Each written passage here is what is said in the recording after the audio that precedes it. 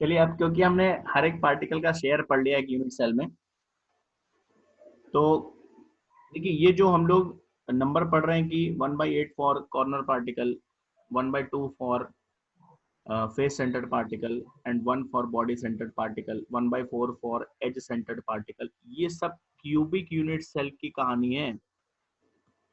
अगर कोई unit cell अलग है, जैसे कि हेक्सागोनल यूनिट सेल है, तो उसके अंदर चीजें बदल सकती हैं। कॉर्नर पार्टिकल का शेयर या एज पार्टिकल का शेयर वो चेंज हो जाएगा। ये जो 1/8 1/2 ये जो फिगर्स हैं, ये यूनिट सेल क्यूबिक होगा तब। जैसे हेक्सागोनल की हम बात करें, तो हेक्सागोनल यूनिट सेल कुछ इस टाइप से होते हैं। ये हुआ ना हेक्सागोन, ऐसे यहाँ पर एक हेक्सागोन होगा। 3 डायमेंशनल की बात करें तो उसका बेस भी हेक्सागोन होगा, ऐसे बनेगा कुछ हेक्सागोनल, है ना। तो ये मैं माउस से बना रहा हूँ तो ऐसा ही बन पा रहा है। तो अभी कुछ हेक्सागोनल यूनिट सेल की बात करेंगे तो कुछ ऐसा ही होगा। सूरज बाबू जाग गए, है ना, ऐसा कुछ बनेगा।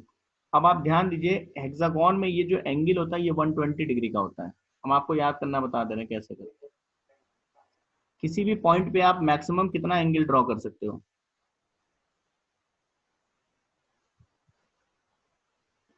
किसी एक पॉइंट पे कितना एंगल टोटल आप ड्रॉ कर सकते हो? अरे एक पॉइंट पे कितना एंगल होता सर है? 360। 360। अब एक हेक्सागोन में ये 120 का एंगल है, तो मतलब एक प्लेस पे आप 3 हेक्सागोन प्लेस कर सकते हो साइड बाय साइड, ठीक है। Yes sir. और इसके ऊपर अगर फर्स्ट फ्लोर पे अरेंज करो तो 3 और प्लेस कर लोगे,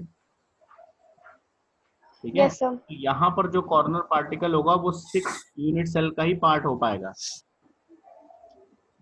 यस सर। तो यहाँ पर जो कॉर्नर का शेयर आप लेंगे वो 1/6 लेंगे। हेक्सागोनल यूनिट सेल में अगर कोई कॉर्नर पार्टिकल है तो एक यूनिट सेल में उसका 1/6 पार्ट ही आप काउंट करेंगे, 1/8 नहीं करेंगे।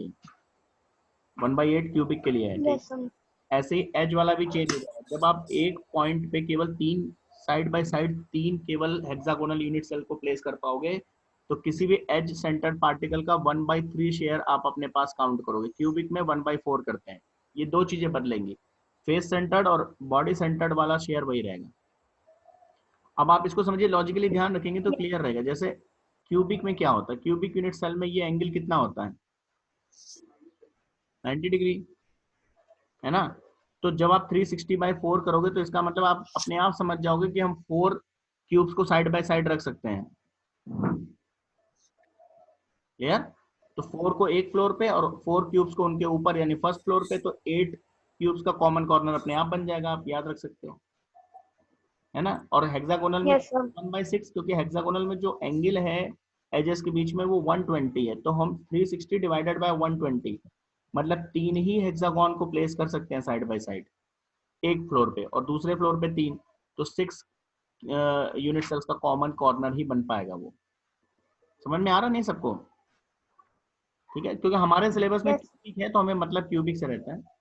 अच्छा चलिए, अब हम लोग जरा फेस सेंटर्ड क्यूबिक की बात कर रहे थे, एफसीसी। एफसीसी में पार्टिकल्स कहाँ कहाँ पे होते हैं प्रखर मिश्रा? सर अपोजिट फेसेस पे और कॉर्नर पे। कॉर्नर्स पे प्लस अपोजिट फेसेस पे या सारे फेसेस पे? सर सारे पे। तो अपोजिट क्यों बोले, बाकी 4 से क्या दुश्मनी है आपकी? वो एंड सेंटर्ड होता है अपोजिट फेसेस पे, है ना। यस। तो अब जरा देखिए, सारे कॉर्नर्स पे हैं तो कितने कॉर्नर्स हैं रूम में या क्यूब में? 8। इनका शेयर कितना लेंगे हर कॉर्नर का? 1/8।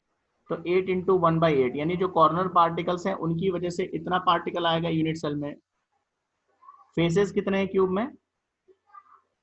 6। हर फेस के सेंटर पे एक पार्टिकल है, यानी 6 फेस सेंटर्ड पार्टिकल है। लेकिन हर पार्टिकल का कितना शेयर लेना है फेस सेंटर्ड केस में? 1/2। तो जब आप इफेक्टिवली देखेंगे तो कितने पार्टिकल्स हो गए पर यूनिट सेल? 4। 4। बात समझ गए? तो एफसीसी अरेंजमेंट के लिए अगर हम Z की बात करेंगे यानी नंबर ऑफ पार्टिकल्स की बात करेंगे पर यूनिट सेल, तो वो 4 होगा। कैसे आया, समझ में आई बात? 8 इंटू 1/8 कॉर्नर्स का शेयर और 6 इंटू 1/2 फेस सेंटर्ड का शेयर, तो टोटल 4 पार्टिकल्स होंगे इफेक्टिवली पर यूनिट सेल।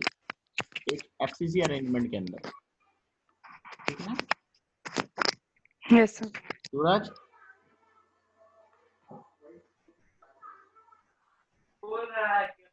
सूरज बाबू उगे हो कि नहीं आज? यस सर, यस सर, आज उगे हैं आप?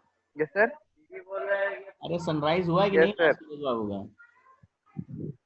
यस सर, हो गया सुबह। अच्छा, तो जरा बीसीसी अरेंजमेंट में बताओ बेटा, कॉर्नर पार्टिकल्स कहाँ कहाँ पे होंगे? बीसीसी अरेंजमेंट में पार्टिकल्स की लोकेशन क्या है? बीसीसी मतलब body centre cubic.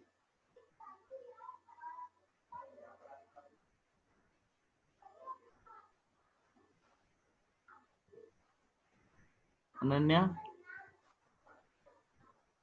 Sir corners पे होगा और एक सेंटर ऑफ द क्यूब होगा।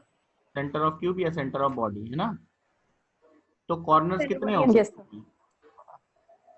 सर 8 और हर कॉर्नर का शेयर कितना लेना है कॉर्नर पार्टिकल का? 1/8। तो 8 इंटू 1/8, यही तो कॉर्नर पार्टिकल्स का शेयर आएगा total. Yes sir. Body centre कितने होंगे? 1। सर वो One. एक और होगा, बॉडी उसका सेंटर शेयर का भी शेयर 1 भी होगा। 1 लेना है। Yes sir. तो इसका मतलब टोटल पार्टिकल्स एक बीसीसी अरेंजमेंट में कितने होंगे? 2 पार्टिकल्स। समझ में आई बात? Yes sir. अब अगर हम आपसे कह दें ऐसा अरेंजमेंट, वैसे तो क्यूबिक के अंदर 3 ही अरेंजमेंट होते हैं, लेकिन अगर हम आपसे एंड सेंटर्ड क्यूबिक की बात कर लें, ECC and centred cubic arrangement, अगर हम एक हाइपोथेटिकल केस आपको दें, एज्यूम कर लें कि एंड सेंटर्ड क्यूबिक केस है, ठीक है राशि?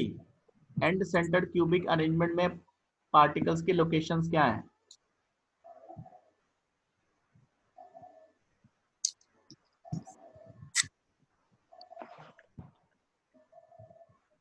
सर कॉर्नर्स में होंगे और सर और सर 2 ऑपोजिट फेसेस पे होंगे। ठीक है, कोई भी 2 अपोजिट, हर फेस पे नहीं होगा एंड सेंटर क्यूबिक में। तो कॉर्नर्स कितने हुए? 8। और कॉर्नर्स का शेयर कितना कॉर्नर पार्टिकल्स का? 1/8। 1/8। तो ये तो हो गए corner particles, plus yes 2 faces पे केवल पार्टिकल्स हैं, फेस का शेयर फेस सेंटर का 1/2। 1/2। 1/2।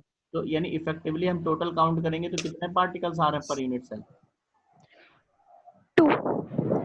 ठीक है ना, 8 इंटू 1/8 1 और 2 इंटू 1/2। तो एंड सेंटर क्यूबिक अगर हमसे कभी कहा जाए हाइपोथेटिकल केस, तो वहां पे नंबर ऑफ पार्टिकल्स 2 ही होंगे, जैसे बीसीसी में। क्लियर हो गया नंबर ऑफ पार्टिकल्स निकालना? Yes sir.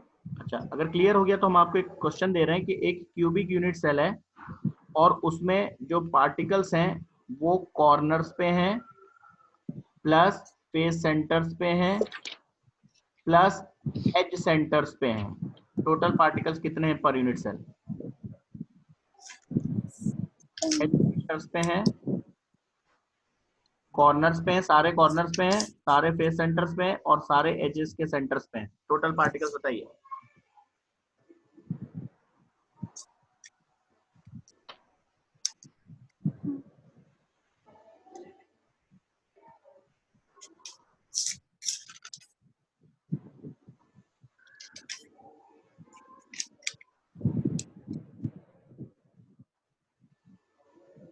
आंसर आया कितना?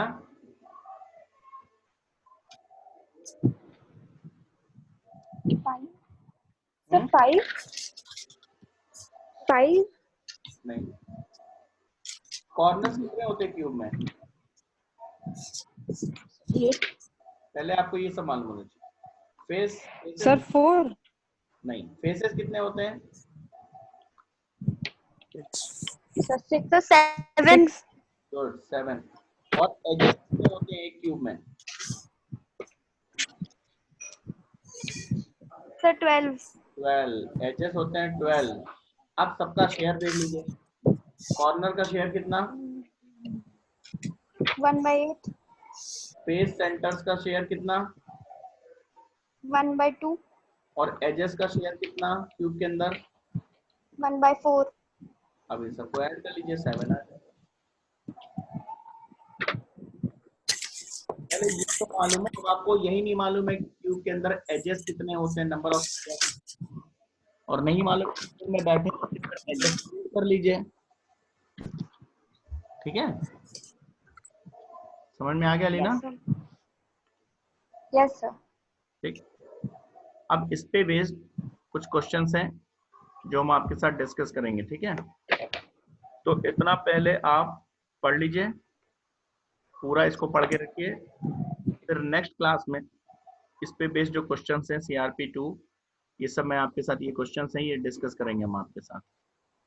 ठीक है, ये सारे क्वेश्चंस हैं, इसमें से कुछ इंपॉर्टेंट क्वेश्चंस हैं, कुछ अच्छे क्वेश्चंस हैं, वो डिस्कस करेंगे धीरे धीरे। और फॉर्मूला राइटिंग, फॉर्मूला कैसे लिखते हैं किसी भी क्यूब का या किसी सॉलिड का, फॉर्मूला कैसे लिखेंगे, फॉर्मूला राइटिंग, इस पे बेस्ड क्वेश्चंस आते हैं। तो ये पूरा पहले आप पढ़ लीजिए, इसके बाद नेक्स्ट टर्न पे इसके आगे क्वेश्चंस हम लोग डिस्कस करेंगे।